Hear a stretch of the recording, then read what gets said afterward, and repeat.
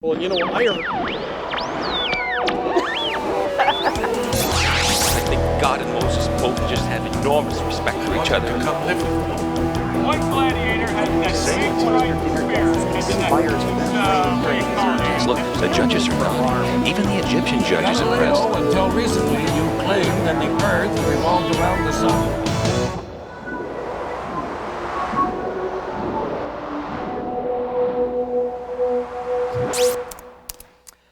Welcome to History Bites. I'm Rick Green. When we think of progress, we think of the future. But in Europe, in the 1600s, going forward meant looking backwards. Back then, people had rediscovered the works of the ancient Greeks and Romans, and they couldn't get enough of this retro culture. Even the man who laid the foundations for modern science, Isaac Newton, was caught up in this Greek nostalgia. He figured the ancients had powerful secret knowledge. In fact, his view of ancient Greece was kind of like how some modern New Agers look at Atlantis. Newton, who's known for his accurate theories of gravity and light and for creating calculus, actually spent most of his time trying to decipher ancient writings in astrology, religion, alchemy, and he was pursuing mysteries like how to turn base metals into gold. So, let's go back to 1699 and take a look at the odd life of an eccentric genius using something that can turn the basest things into gold: television. As you can see, this movie is derivative, sexist, and boring. So I have to give Poxy Strumpets a thumbs down. Well, I gave it an enthusiastic thumbs up. Yes, I thought the actors turned a derivative movie into a fine, entertaining look at the life of a tavern wench. Thumbs up from me, too. Our next movie is A Newtiful Mind, a look at the life of mathematician and scientist Isaac Newton. Take a look at this scene where the brilliant but eccentric Isaac Newton has just arrived at Cambridge University on a servant scholarship. It's an infinite number of rectangles, but it's a finite sum. It's a finite sum. Hey, Rumi. You Newton? Yeah, yes. Have you ironed my clothes yet? No, not yet, no. No, sir. You're supposed to be here as my servant. My lowly roommatey. Get it? Servant. That's bloody funny. What's all this stuff, Mr. Nudie Newton? Well, you see, Sir Babington, this here's my work on optics. These calculations show that white light is not made up of just a single color. What's all this mess on my window? Clean it up. Right, can I just finish taking down these notes first? Sure, and I'll tell you what. Seems how it all came out of your head. Why don't we put them back in there? The point of a renaissance is to rediscover what the ancient people knew, not make up new stuff, you arrogant little... As you can see, the real problem with this film, A Newtiful Mind, is the subject, mathematics.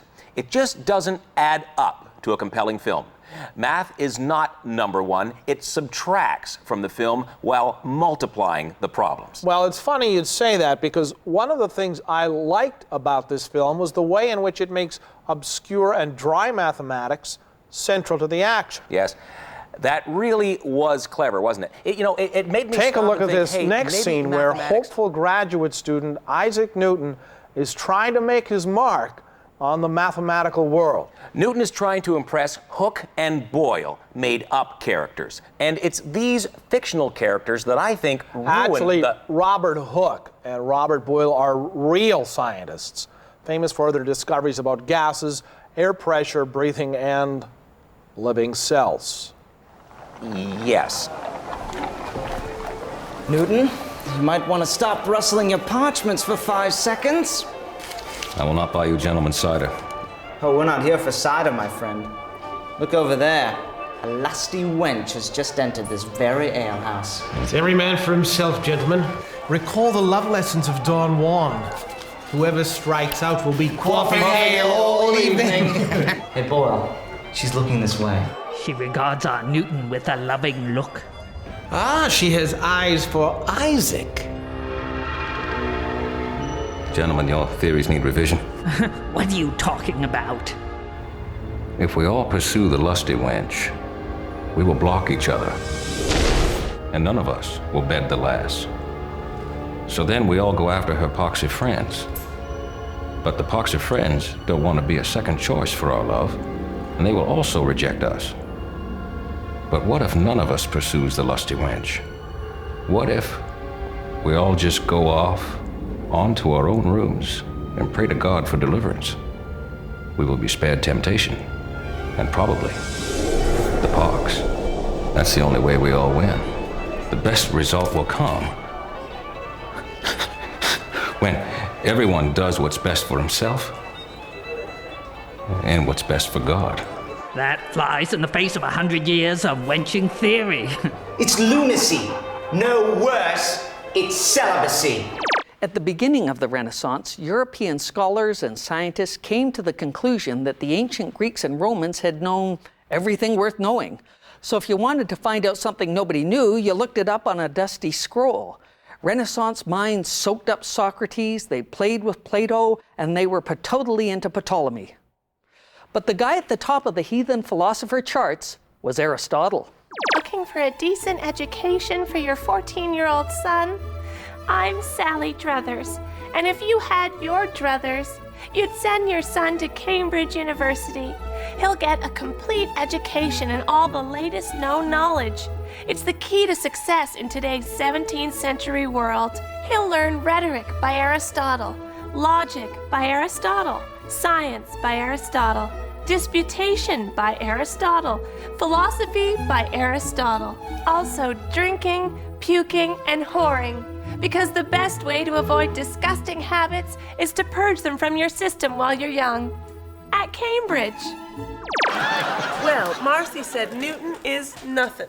She says Aristotle says things on Earth obey different rules from things in the sky. Oh, real? Yeah. Things in the sky go in circles because everything in the sky is a circle. The sun and the moon and everything. And Aristotle said apples fall to earth because the apple has earth in it. And they want to get together. Well, gee, in that case, your butt must have a lot of earth in it. I like to say a few prayers while I'm waiting for my base metals to turn to gold. It's important to remember that good alchemy requires not only pure ingredients, saltpeter, sulfur, mercury, and so on, but also a pure soul. And let's take a look at the finished product. Here, glittering gold. That is really coming along nicely. The sulfur seems to be going. And here's some gold I made earlier. The idea of home dentistry seems a bit scary. Right. Well, you see, of course, it's best to go to an expert like myself for the quickest treatment. But to be quite honest, there's really nothing I can do that you can't do at home by yourself. We see that as Isaac Newton's intellect grows, it also descends deeper into obsession and even madness. Exactly. Ultimately, this over-the-top weird stuff didn't quite work for me. I disagree.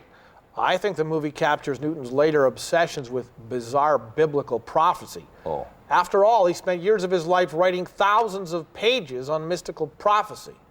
Take a look at this next scene where Newton, now established as a scientist and a professor, is introduced to darker secrets. Well, Mr. Boyle, it looks like old books, scrolls, Latin, ancient Greek.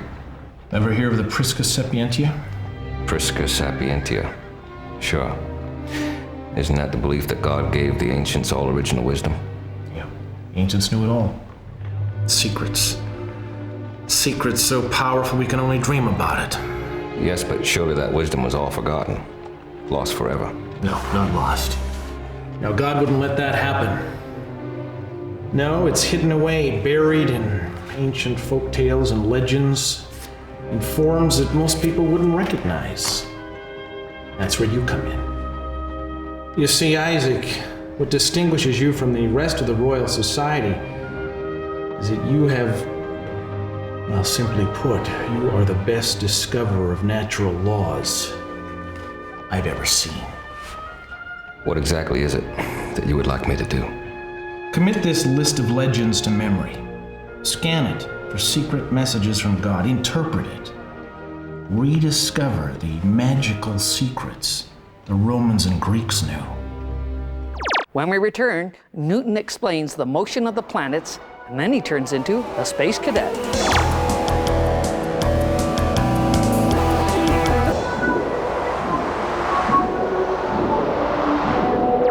In my last year of high school, I was about 32, I was struggling through a calculus exam, and it was becoming increasingly apparent that I was not going to pass. Did I blame my brother for practicing his guitar so loudly when I'd been trying to study? No. Did I blame my parents for not ordering me to turn off the TV? No. Did I blame our dog for barking all night and keeping me awake? No, because we didn't have a dog. I knew exactly who was responsible for my own situation. Isaac Newton, the guy who invented calculus. But while Newton pursues his secret work, he must maintain an outward appearance of a typical university professor. I agree. Personally, I think this lecture will be a waste of your, and what is infinitely worse, my time. However, here we are. So you may attend or not. You may complete assignments at your whim. Now, are there any questions? Anyone? Beulah? Isaac. Anyone? What are you doing?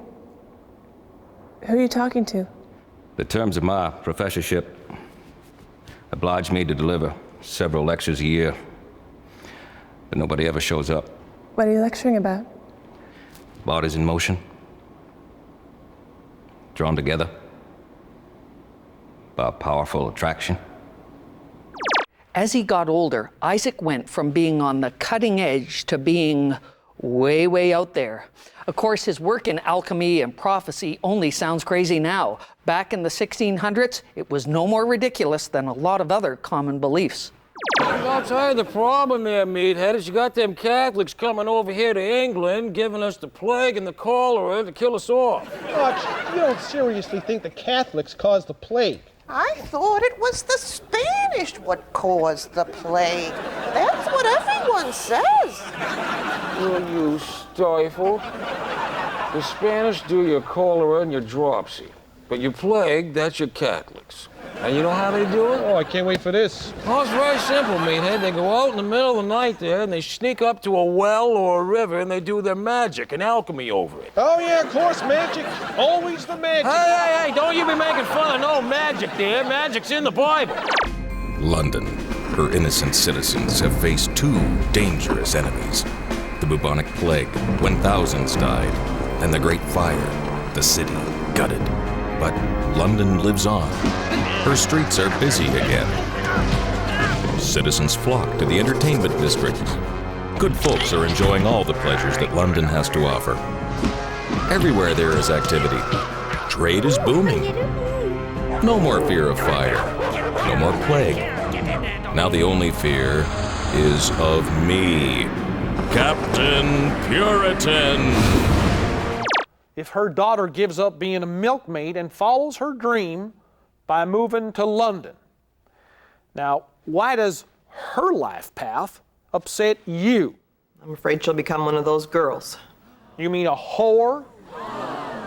So you're afraid your daughter will become a whore. Right. A doxy. A strumpet. Well, a meretrix. Yeah, that's what I'm afraid of. Trollop. What about hammers or punching really hard? Yes, right. Well, see, the problem with these is that you may take out more teeth than you need to, or even take some of the good teeth out and leave the bad ones. Although I guess they'll have to come out sooner or later. Watch, if magic works, how come nobody in England is using it to turn lead into gold or to live forever? Did you want to know why? It's because your Catholics, your Spanish, and your Dutch are using their magic to stop our magic from working. Get with the times. This is a new age. It's an age of reason. Exactly, meathead, and that's the reason why our magic ain't working. That's why some of your greatest English scientific minds are working on magic and alchemy right now. You got your Newton there, and your Boyle. And Merlin. Nice piece of cherry tart. Yeah, A tip, a wagtail, a saucy trot. And Mad Harry passes to young Tom. Nice interception there by Reverend Grass. Very nice. Yes, and Bill the Miller takes it, passes to Squire Rollins. Well done. Yes, and he's off like lightning. He's pulling away from the pack. A wonderful player. And he can make it to the bush. Can he make it to the bush? I think he can. Yes. And Squire Rollins has made it to the bush. He's off. They won't catch him now. A tuppenny temptress, a naughty nymph, a solicitrix, a ladybird, a courtesan, a prostitute. Although they may cause your breath to smell rank, and you can easily disguise that by chewing cloves or parsley. And the wonderful thing about cloves is that they can actually reduce the pain of an aching tooth, which again may get you a few more months' use out of it. Wow, this high-tech dentistry is really something. A mort, a creature of sail, a bed presser's mattress. Cindy Newton, Isaac's loyal wife, but her character also came under fire from purists who pointed out that the real Newton doesn't have a wife, and in fact has showed almost no interest in women and has remained a virgin his whole life. And Roger, as far as I'm concerned, that's reason enough to give it a thumbs down. Come on, Richard, it's just a movie. If you want the real Newton, read a copy of Principia Mathematica. Well, I guess. The rest of us just want to be entertained, not enlightened. Right, and that's my point. Now take a look at this next scene where Cindy Newton discovers that instead of working on physics and mathematics, Isaac Newton has been studying alchemy and magic. Oh my God. Isaac. Isaac. Isaac. Coming up, the only guy in history who spent his life as a virgin and bragged about it.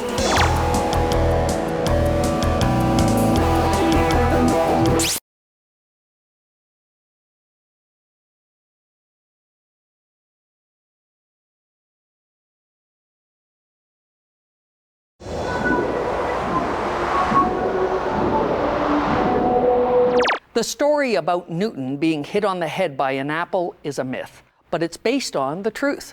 Newton claimed the sight of a falling apple made him wonder if the same invisible force that pulled the apple might also pull on the moon, holding it in orbit. Too bad. An apple to the head would have explained a lot. You are sick.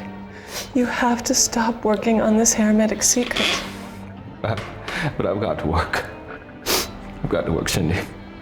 Hermes has secret knowledge. I must find the secret. Who is Hermes? A friend from Cambridge? No. Hermes Trismegistus. Hermes the thrice great. Author of manuscripts on astrology, magic, and alchemy. Isaac, darling, Hermes doesn't exist. It's myth, legend. Please work on something else. But what? Something. Anything. Discover whether the attraction between the planets is governed by an inverse square law.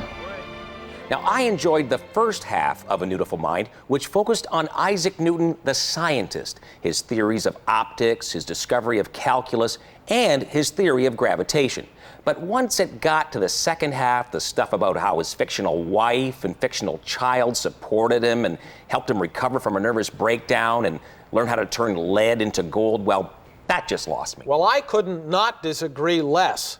I thought it was a beautiful love story, and it was just so touching the way Cindy stood by him like that. The idea that someone has finally solved the riddle of how to turn lead into gold is uplifting. It helps us understand the goals of science. Yeah, that was nice, wasn't it?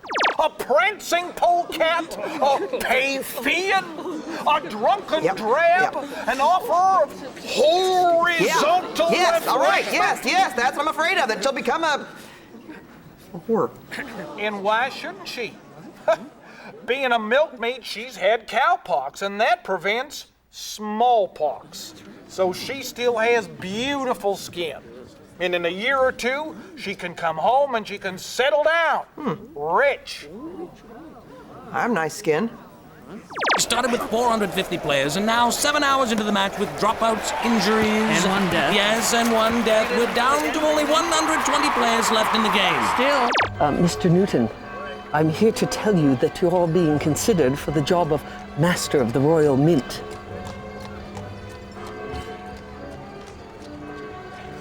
Oh, forgive me, I'm just a little stunned.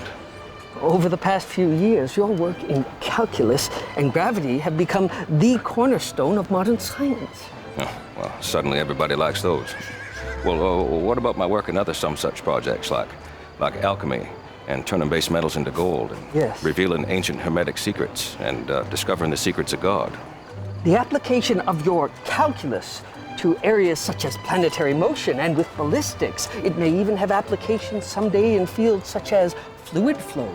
Fluid flow? Yes, someday. Oh, see, I never would have considered that. So I'm being considered for Master of the Mint, huh? Yes, the workload is light, the salary is substantial. You'll never have money problems again. Except, of course, ensuring that there are no problems with our money. Is it a nice workplace? It's a beautiful mint. Isaac Newton is a genius who has spent his life obsessed with the idea of creating gold from base metals. Then, at the conclusion, Newton is given the job of Master of the Royal Mint, tracking down criminals who use base metals to create fake coins. Yes, it was clever, but completely unbelievable. But Richard, that part was true. No. You mean true as in true? Yes. Oh. Isaac Newton is in charge of the Royal Mint. That's what he does these days. Director Sir Ronald Howard is saying to us that the fabled Philosopher's Stone is not some hard object that turns base metals into gold. The real Philosopher's Stone is found inside ourselves. And the gold it makes is not metal, it's the gold of love. Newton's work enabled later scientists to discard the ancient Greek philosophy and develop new, far more accurate and reliable ways of looking at the world. More than any other thinker, he lifted Europe out of a superstitious medieval past and into a more scientific future. So it's strange that Newton himself remained immersed in ancient philosophies until the end of his life. He wrote more than 2 million words on alchemy and mystical theology. That's about 3 Bibles worth of words. All of this writing is dismissed by scientists today as utterly worthless. The bulk of his life's work has ended up as just a footnote in the pages of history. And history bites. And puerile. And soon also gave it a thumbs down. Our second film, Poxy Strumpets, earned 2 enthusiastic thumbs up from us.